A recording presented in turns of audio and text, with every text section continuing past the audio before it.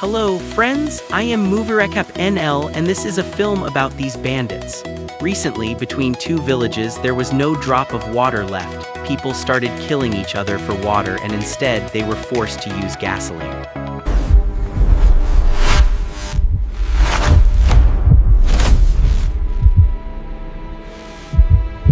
The lack of proper water usage and its supervision caused the region to suffer from global drought.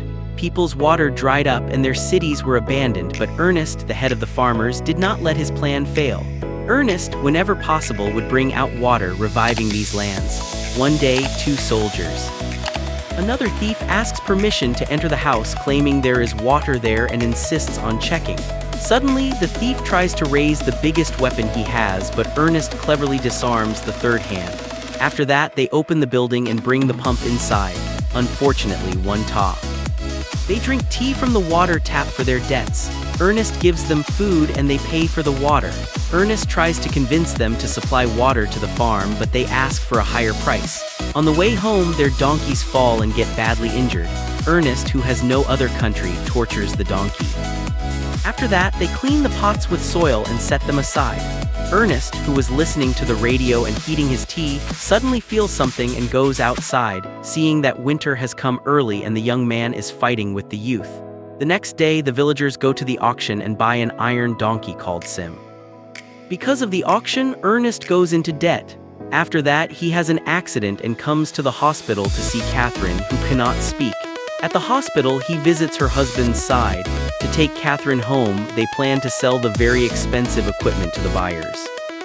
After spending time in Shirindam, the villagers return to the village, where Robbie watches the water tanks attentively. Ernest says that the young man who used the resources to help his people was called a madman by the villagers. After that, they go to the petrol station and Ernest buys some gasoline. A young man named Flem arrives at the farm. But Ernest says that he will never accept this young man in the village. The young man, who has lost his mind, laughs and says that Ernest will never be able to revive this land again.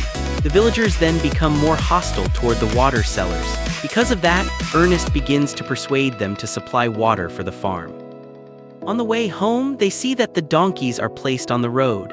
When Ernest returns home, he orders his daughter to carry the burden, but Mary says that the daughter has become lazy and may harm the work, so she decides to send her away.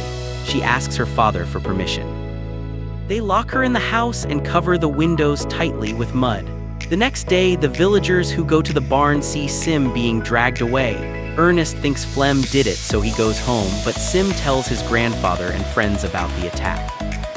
After this, Ernest goes to the hill, but suddenly his peace is disturbed by a fist. The villagers accuse Ernest of stealing their weapons, but Ernest denies it. The village leader gets angry. They fight hard. On his way home, Ernest sees Flem, who is controlling Sim. Sim is treated like a man. It turns out that Ernest's enemies stole their weapons to disgrace him. Ernest is armed and wakes up Sim, tying his legs and using the weapons to kill the donkey. My tongue is sharp and my daughter boasts about what they did, kissing her husband's cheek.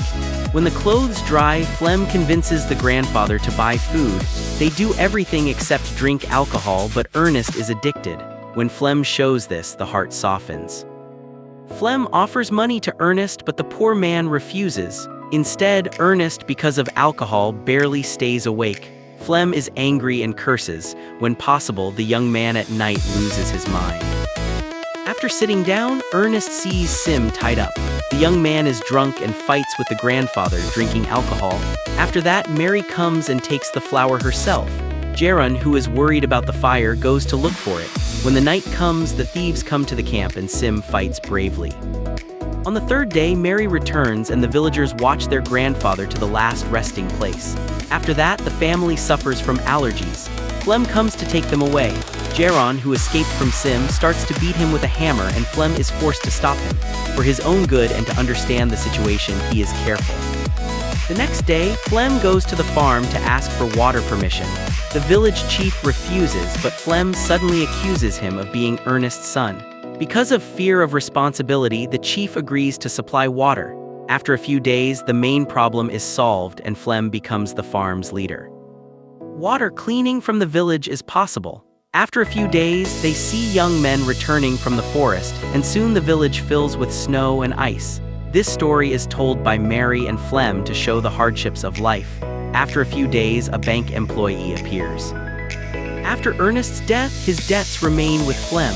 The men say that no one needs the farm anymore, but now they need to pay off Ernest's debts.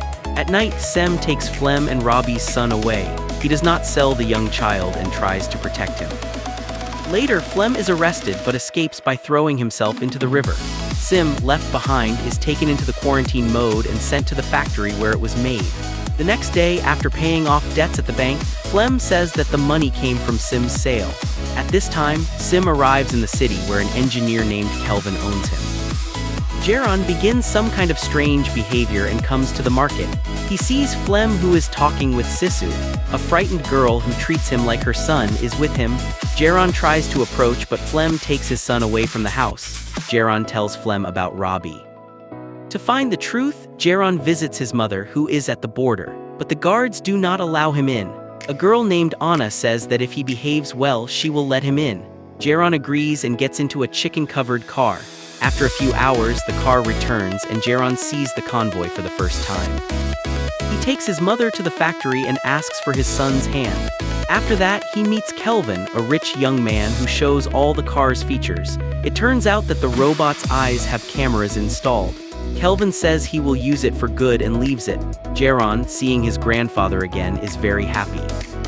It turns out that the thieves once belonged to Flem's grandfather and that the robot escaped from control and damaged its owner. Jaron, seeing this, cannot hold back tears. Shortly after returning home, Jaron asks Flem how to get Sim back. Flem is surprised and takes Jaron to the barn. Flem says that Robbie, accused by himself, must be returned. After several days, Jaron visits his mother and gives a gift to his grandfather. Sometime later, the animals that were owned come out for grazing.